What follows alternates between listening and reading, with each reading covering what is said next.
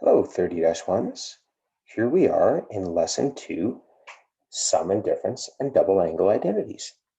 What we're going to do in this lesson is we're going to look at all the other identities that are on our formula sheet. Let's take a look at that now. Here it is. Here's all the other identities that we're going to work with in this unit. Right now, what we're going to look at is we're going to look at two new types. We looked at these three last lesson. Those are your basic trig identities. Now what we're going to look at are these ones here. These are known as your sum and difference identities. You can see why. There's pluses and minuses flying around. And these ones here are called our double angle because we're doubling our angle. Our job here is to figure out, well, when are we going to use these things in an identity and what's the purpose of them? Let's go figure that out now. All right, let's start with sum and difference identities. Here's a very common question. Determine the exact value of cosine 105. Awesome. This reminds me of way back in trig 1. So I go and I look on my unit circle. Oh no, I don't see cos 105 on there. So what am I going to do? Well, what I'm going to do is this. I'm going to go and say, what two angles could I use that are on my unit circle to give me cos 105? Well, thankfully, I see these two. Now, that's not the only pair, but that's a good pair to use, isn't it? Well, 105 then is 60 degrees plus 45 degrees. Okay, how does that help us? Well, let's go back and look at our formula sheet. Looking at our formula sheet, this is what I'm looking for right there. That's cos 60 plus cos 45, right? That's what we're looking for. So let's go use this identity. So how does this identity work? Well, it said cos alpha, that's cosine of the first. Cos beta, that's cosine of the second, minus sine alpha, sine beta. Now I go to my unit circle. Cosine 60 degrees, well, that's a half. Cosine 45, root 2 over 2.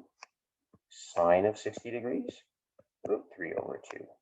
Sine of 45 degrees, root 2 over 2. And now all we need to do is simplify this.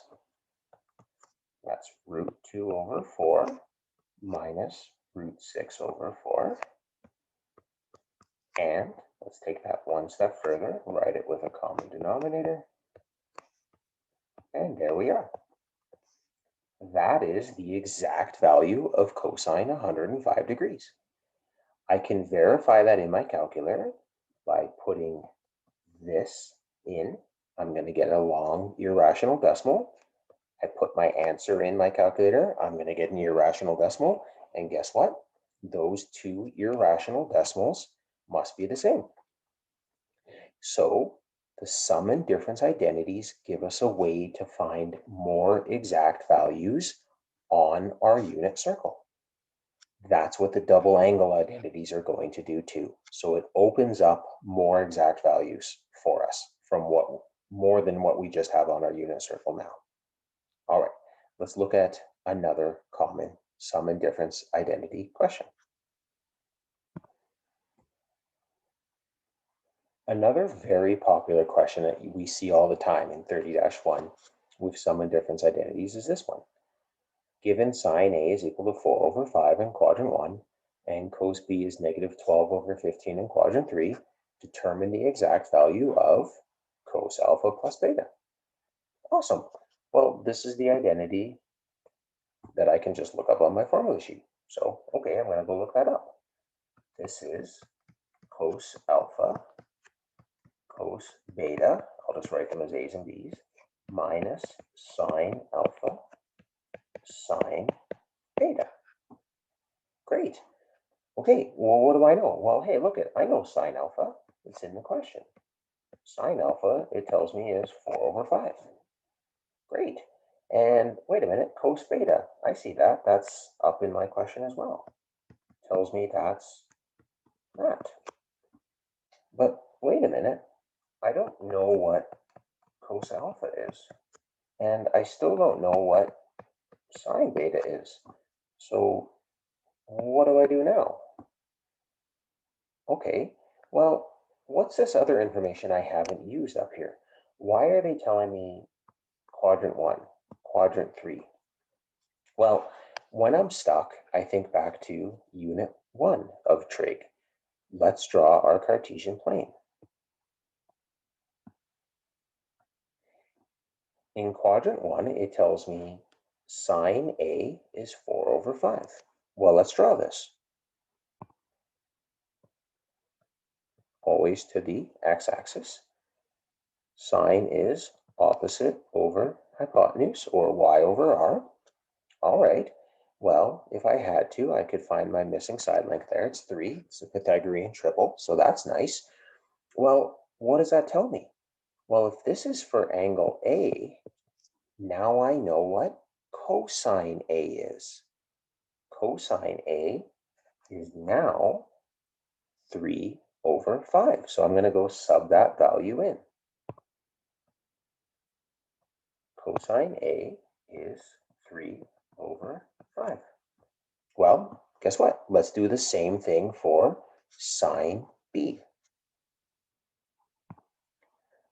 Well, let's do a separate Cartesian for angle B here. It says we're in quadrant 3, so we're down here. Tells me cosine is negative 12 over 15, like that. Okay, well, I want sine B. Well, that means I need to find that missing side. So I'm going to go ahead and do that. Well, the good news is this is another Pythagorean triple. So this one ends up being negative 9. Okay, again, a squared plus b squared equals c squared. Now I know what sine b is. Let's go sub that in. Sine b is negative 9 over 15. And from here, all we've got to do is, let's just simplify this. So what do we have? Negative 36 over 75 plus 36 over 75. Well, now I'm thinking to myself, okay, look at that. I've probably screwed something up because I've got, this is going to end up being 0. So, okay, here's a good chance for me to go back and take a look and find my mistake. Well, I've got it equals 0. Like, I feel like I've made a mistake. Usually these things equal some sort of value. So I'm just going to go back and take a quick second to see if I've made a mistake. If I've made a mistake, it's usually in one of my signs.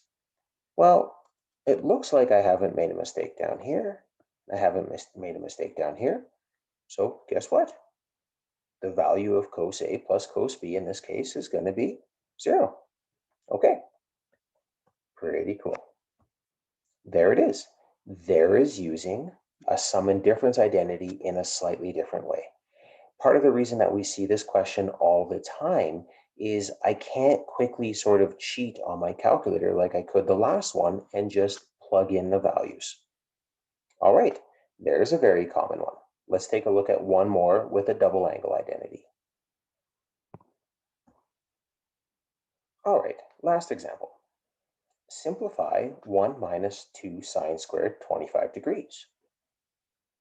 Okay, well, 25 degrees, that's not on my unit circle, so that doesn't help me. Oh, this is a strange looking question. Well, what I want to start noticing is I start seeing 2's flying around. When I start to see 2's in my work, I'm going to go look at my formula sheet and look for a double angle.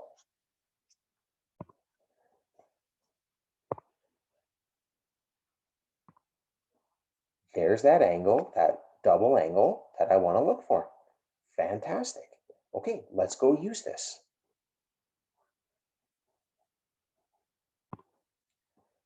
Well, this was on my formula sheet, and it said cos 2 alpha is equal to 1 minus 2 sine alpha. Okay, well, in this case, then, what does that tell us? It tells us alpha is 25 degrees. So this is simply going to be cos 2 times alpha, which is 25 degrees, which is cos 50 degrees. There it is. We can easily verify this by punching this in our calculator, punching this in our calculator, and seeing if the values are the same. There it is. So your lesson today is about exploring the rest of these identities and using them to find exact values or to simplify. In the next lesson, we get to the crux of the unit, and that's we're going to prove an identity.